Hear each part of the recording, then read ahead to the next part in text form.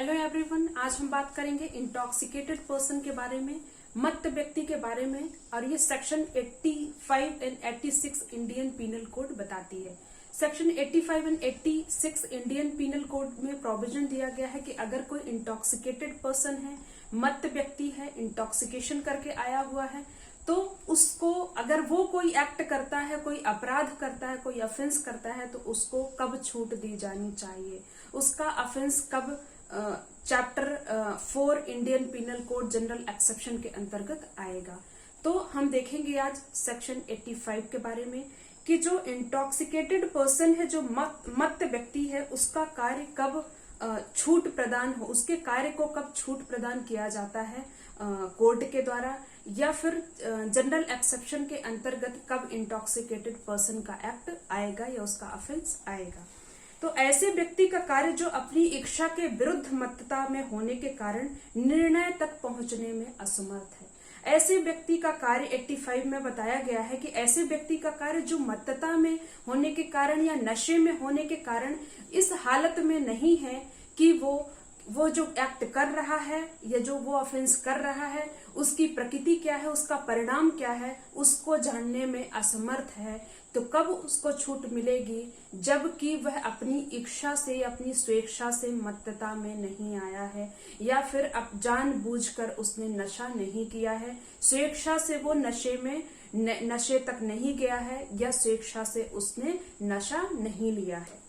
तो दोस्तों, कब उसे छूट प्राप्त होगी? कोई बात अपराध नहीं है जो ऐसे व्यक्ति द्वारा की जाती है जो मत्तता की श्रेणी में आता है, जो नशे की हालत में है। कब उसे छूट दी जाएगी? जब वो अपनी इच्छा के विरुद्ध उसे नशे की हालत में किया गया है, उसको जबरन नशे की हालत में किया गया है, जबरदस्ती उसे कोई दारू या कोई अलग से जो भी नशे वाली चीजें हैं या ड्रग्स जो भी दिया गया है, वो उसकी स्वेच्छा के बिना दिया गया है, जबरदस्ती दिया गया है, और इसके बाद वो जो एक्ट कर रहा है वो उसे समझने में असमर्थ है कि जो हम एक्ट कर रहे हैं उसका नेचर क्या है और उसका परिणाम क्या होगा। तो अपनी स्वेच्छा के बिना अगर कोई व्यक्ति नशे की हालत में कोई एक्ट कर देता है तो उसको 85 इंडियन पीनल कोड के अंतर्गत छूट मिली हुई है। उसका जो ऑफेंस है, उसका जो एक्ट है, वो जनरल एक्सेप्शन के अंतर्गत आएगा। इसी का एक कदम आगे 86 है, सेक्शन 86, उसमें बताया गया है कि जब कोई एक्ट, जिस ऑफेंस के बारे में ये माना जाता है कि उसमें इंटेंशन और आशय का होना बहुत जरूरी है, इंटेंशन और नॉलेज का होना बहुत जरूरी है। जब किसी एक्ट को करते वक्त इंटेंशन और नॉलेज होना बहुत जरूरी है, और अगर वो व्यक्ति मत्तता की श्रेणी में आके, नशे की हालत में आके उस एक्ट को करता है, तब उसको कब छूट मिलेगी? क्या उसे मात्र इस आधार पे छोड़ दिया जाएगा कि उसे ज्ञान नहीं था या उसका आशय नहीं था मारने का, किसी की हत्या करने का उसका आशय नहीं था, या उस कार्य की प्रकृति और परिणाम का नॉलेज उसे नहीं था, क्योंकि वो नशे में था? उसको बिल्कुल ऐसी छूट नहीं मिलेगी। और उसे छूट मिलेगी तो कब मिलेगी? जब वो अपनी स्वेच्छा से नशा नहीं लिया है, अपनी इच्छा के विरुद्ध जबरन उसे जबरदस्ती, फोर्सली, बलपूर्वक उसे अगर नशे में किया गया है, नशा दिया गया है, इसके बाद अगर वो एक्ट कर रहा है, तब उसे 85 में छूट मिल जाएगी। परंतु 86 बताता है कि अगर किसी ऑफेंस में नॉलेज, स्पेशली नॉलेज और इंटेंशन की बहुत जरूरत होती है, नॉलेज और इंटेंशन के साथ वो एक्ट किया जाता है, तभी ऑफेंस माना जाएगा। और कोई व्यक्ति केवल मत्तता की हालत में आने से अगर बोल दे कि मैं तो उस टाइम पे नशे में था, इसलिए इस ऑफेंस को कर दिया, उसकी प्रकृति, उसका परिणाम जानने में असमर्थ था, इसलिए हमें छूट मिलनी चाहिए, इसलिए 85, 86 में हमें छूट मिलनी चाहिए, तो ऐसे व्यक्ति को छूट नहीं मिलती है। कब मिलेगी इस व्यक्ति को भी छूट? जब वो अपनी स्वेच्छा से नशे में ना हो, या फिर उसे फोर्सफुली, जबरदस्ती नशा दिया गया हो, इसके बाद उस एक्ट को उसने किया हो और उसे ये पता ना हो कि वो ऑफेंस जो है, या उसका नॉलेज ना हो, उसका इंटेंशन जो था, उस टाइम पे वो अपने इंटेंशन में था ही नहीं, अपने कॉन्सियसनेस में था ही नहीं, और फिर उसके बाद वो एक्ट कर दिया है, तो उसका परिणाम, उसकी प्रकृति उसके समझ से परे थी, तब उस व्यक्ति को 86 छूट देती है। इसमें एक केस है पेप्सू का, उसमें एक केस है वासुदेव वर्सेस पेप्सू।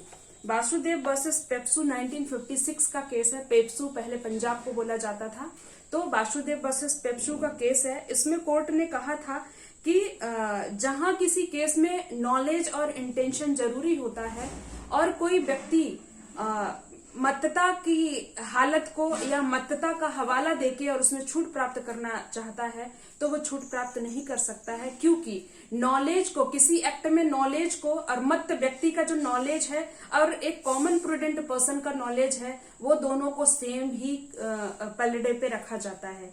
नॉलेज में कोई डिफरेंस नहीं होता है। मत्तता की श्रेणी में नशे की हालत में भी जो व्यक्ति होता है उसे भी नॉलेज होता है, उसे भी उस एक्ट का ज्ञान होता है जो वो करता रहता है।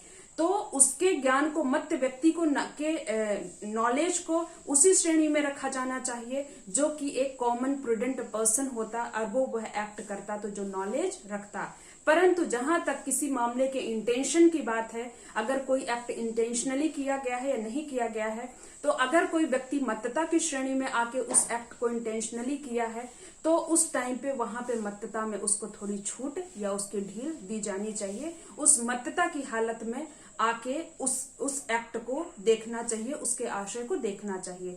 यानी कि यहाँ पे कोर्ट का ये कहना है कि जो नॉलेज है, नॉलेज में मत्तता का हवाला नहीं दिया जा सकता है कि हम मत्तता की श्रेणी में थे या नशे में थे, इसलिए हमें इसका नॉलेज नहीं था इस केस के बारे में, या फिर जो हम कर रहे हैं उसका क्या परिणाम होगा, मत्तता की हालत में होने के कारण हमें पता नहीं था, इसका हवाला नहीं दे सकता। परंतु इंटेंशन का हवाला वो मत्तता की इंटेंशन, किसी एक्ट के इंटेंशन में मत्तता का हवाला वो दे सकता है और उसका लाभ उठा सकता है। तो दोस्तों, अगर मेरा वीडियो आपको पसंद आया तो लाइक, शेयर एंड सब्सक्राइब करना ना भूलें, और अगर कोई क्वेरी हो तो प्लीज आप हमें कमेंट बॉक्स पे जरूर बताएं। Bye bye.